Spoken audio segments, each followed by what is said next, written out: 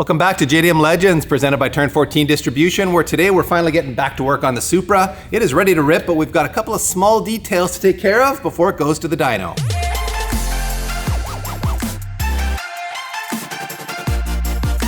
It has been a minute since we worked on this car, Peter. It is dirty. Look at the dust on there, but we're gonna start this off with a highly technical install here. You guys are gonna wanna really pay close attention to this because I'm pretty sure this is gonna teach you something very, very valuable. And that is, of course, I don't sell a center cap. We didn't have center caps for these Volks, and it was triggering Peter more than me. I frankly didn't really care, but where did you find these, Pete? Those are from Mackin Industries, who's the big wholesale distributor of Rays. So you can see it's legit JDM. That's got that. I had to order them up for UDP. I figured I had center caps. It's true. You got those and you super needed baller center caps. center and caps. I know people were chirping that this thing needed center caps. So all right, well, pop them in there and These let's see what this looks like. So, oh wow, that is definitely a Japanese quality fit right there. It is really tight tolerances, but that does look good. See, it just, wow, yeah. You really got to run the center caps. You always do if you can, right? Finishes the look off for sure. So, I feel like I just climbed a mountain there, everyone. That was exhausting. So I got 3 more to go here, and then we're gonna move on to the next job.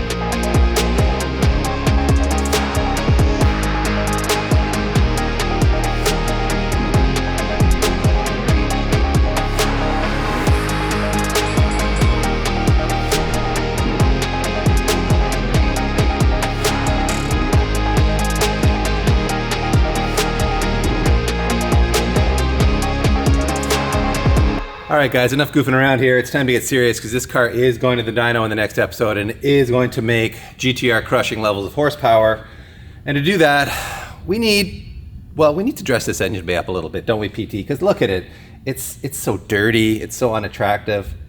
I'm lying, of course. This is an absolutely gorgeous engine bay, but we're going to make it look even better with some dress-up bolts. They make really high-quality hardware in all kinds of different finishes, and you can see they offer it in different sizes. You know, they offer it in size 6 like Pete wears and size 11 like I wear. And most impressive of all, and they give you like IKEA level instructions. Look at this thing. It shows you where every nut, bolt, and washer goes in the Supra's engine bay with very specific instructions based on these numbers. So even I can do this installation in what I assume is going to be probably half an hour in real life, but will appear to be 30 seconds in a video. So let's get down to work here, people. I might break a sweat on this one. Down to our last bolt here, and oh yeah, of course that'll be the last one that fights me a little bit. Oh, there it goes. She's going in like butter now, everybody, and it's worth mentioning that all the hardware from Dress Up Bolts comes with a lifetime warranty against defects, imperfections, and corrosion. So if these ever start to rust on you, they will replace them, which I think is pretty awesome. And although they do offer complete kits like this for specific engine bays, you can also order a la carte. So if there's stuff you want to do in your engine bay that they don't have in the kit, for example, Pete and I were just looking at the 2J thinking, wow, with all these nice black nuts and bolts everywhere now, the spark plug cover or coil pack cover here, you know, with these non-black Allen bolts looks not great, and same with the ones on the actual valve cover. So we may have to jump onto dressupbolts.com and order that stuff up too, so that we fully murder this thing out and make it look as good as it does otherwise, because man, that is one sexy engine bay. And in case you guys are wondering, why am I watching Dave doing cosmetic stuff? We are gonna drive this car at the end of the episode, so stick around everybody, because you're gonna wanna hear this thing roar. If you guys remember when we swapped in the Recaro seats, we found this mystery box under the driver's seat, and we weren't actually sure what it was at the time, but you guys lit us up in the comments section and mentioned that this is actually a power, like, remote key lock unlock for your doors. And even though it's held down with like kind of a Velcro strap and stuff, it is actually an OEM part number. And apparently you can still get it in Japan. There's a couple of eBay vendors that do sell it, but it's often sold out on eBay. So it's quite hard to get. And the problem was we didn't have a key to go with it, right? Right. And I don't know that there's a way to like reprogram this to the key. I think it might be possible, but the simpler solution is just to buy a whole new unit, which a fan of ours by the name of Daniel Newton in Australia reached out and said, hey, I can source this for you. He's actually done it in his own Mark IV Supra in Australia. So it comes with both the module and the key, which you can see has a lock and unlock button on it. Show them the other side, DP. That's the cool part on the, no, the key. Oh, the other side of the key. Look at this, dude. Ooh, the gold. Gold. Ooh, yeah, no. Gold. I have less GTR key envy now, although the GTR keys are really nice. But this obviously needs to be cut for our barrel here, but that's a small hurdle to cross. What we really want is to be able to lock and unlock the doors remotely. So let's test this thing out and see how it works. And thank you again, Daniel Newton in Australia, for hooking us up with this. And he did recommend one vendor on eBay by the name of Kieran, whose shop is called OEM for JDM. He's bought stuff from him before, including these modules, so you could look him up on eBay. So here's our old key. You can see it's your generic Canadian Tire variety with a classy edition of a beer can opener. And now we've got our fancy gold emblazoned logo key. And let's see if it works. We'll hit the lock button. Ooh, locks. Hit the unlock button. Oh, it works. The glory. That is a huge win. So thanks again, Daniel. That is a nice upgrade, or at least a addition to what was a defunct unit. So big win on the Supra right there. DP, I do want to mention something which is very, very puzzling to me. Yeah. So why don't you hit the lock button? Okay. Look, it only turns on one side of the turn signal, so the right one. It does not turn off or on both, which is really weird, man. You see that? That is really weird. I wonder if that's some kind of a wiring issue, but these work. Yeah, they do work 100%. So wow, that's a weird one. Yeah, post in the comments if somebody has an answer for it. Yeah, Daniel, maybe you know. I'm having deja vu from the black Supra, where we had an issue with the connections on the circuitry on a lot of these the boards here. You can see this one is for like the check engine light, oil temp, ABS, or oil pressure, and it's working right now because I've fiddled with the wiring, but if I like push down on it or up in a certain area, it turns it off. And I've kind of noticed that, you know, it was on, see, and then it was off. So now, of course, it's working perfectly because I've muddled with it. But anyways, what I'm going to need to do is to go in here. If you guys watch that series, these connections here, they do kind of, I guess they fatigue, and then they don't make a positive connection, and then you just have like weird intermittent lights coming on and off. Thankfully, we're on a standalone, so this isn't critical, but we do want it working because you do want the check engine light, because the link does actually work with that if there's an error. Oh yes, there it is. We finally have everything working again. So yeah, cross that off the list. The next thing we want to do is actually something that's related to the dyno here. It is time for an actual performance upgrade that we want to have in the car for the dyno.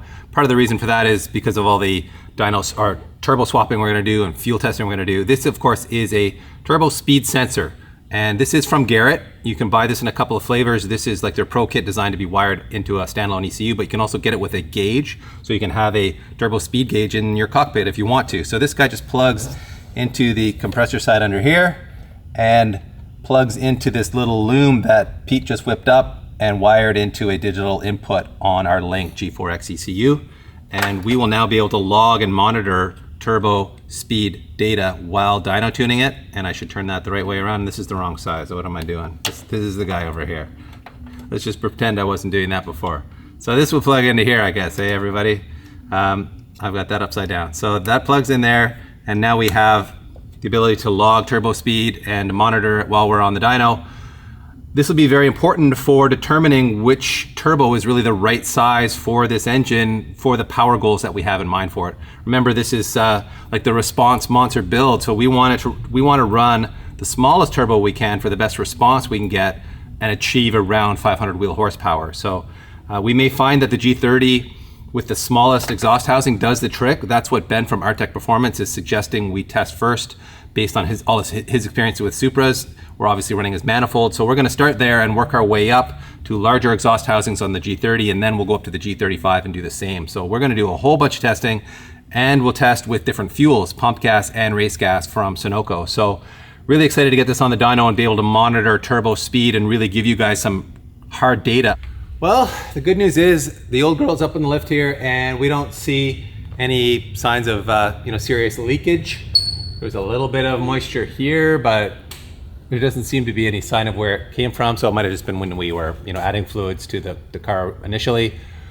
So with everything looking good under here, we are so confident that we're actually going to put an Undertray back on here. But we got something a little tastier than the stock one.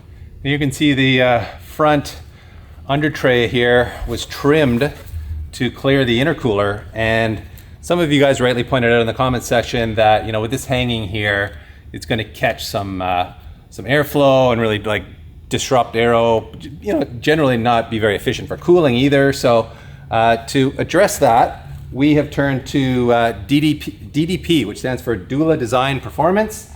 And Joe there is a Supra and a Z guy, and he makes this really impressive Undertray assembly in 4 pieces.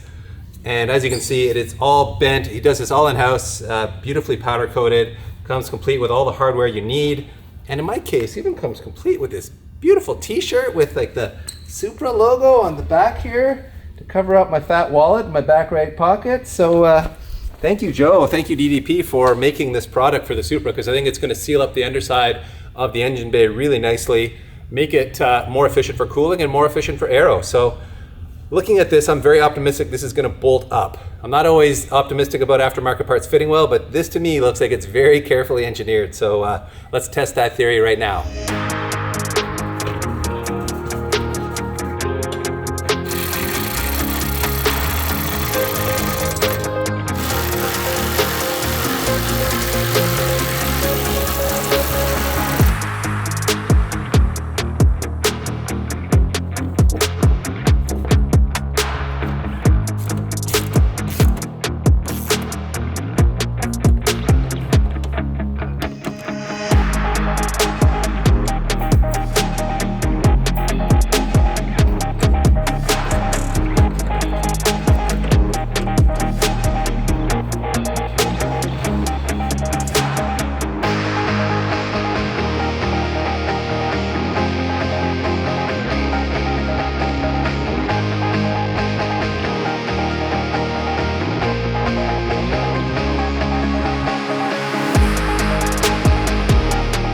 Just like that, it bolted up. And as I predicted, it bolted up really with no issues whatsoever.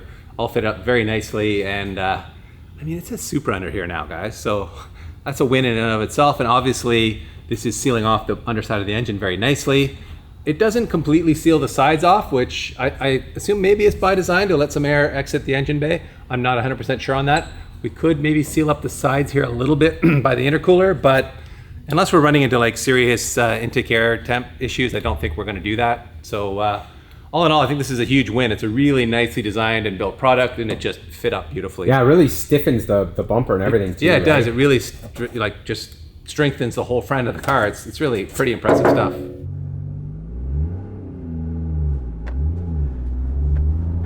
Well, we're driving, Peter. We are, and I've got the laptop out here because this car is essentially untuned right now. Yes. And I just want to make sure that everything is working, and so far so good, man. We've got air intake temperature working, we've got fuel pressure, oil temperature, engine coolant, TPS. We even have a duty cycle on the turbo, although I don't know if that's right because it says 48% on that turbo speed. Oh, that can't be right. No. Percentage, so that seems a little bit high in that sense, but some calibration, we picked maybe the worst road to drive down here. We did. I know. This is like full pothole war zone on the Ave here, but I'll just drive down the middle of the road to avoid the potholes. Yeah, fair. It is weird sitting on the right side. I'm so accustomed to shifting with my right hand, and it does feel awkward, but it also feels pretty awesome to be driving this thing after what seems like a long, slow build. And, yeah.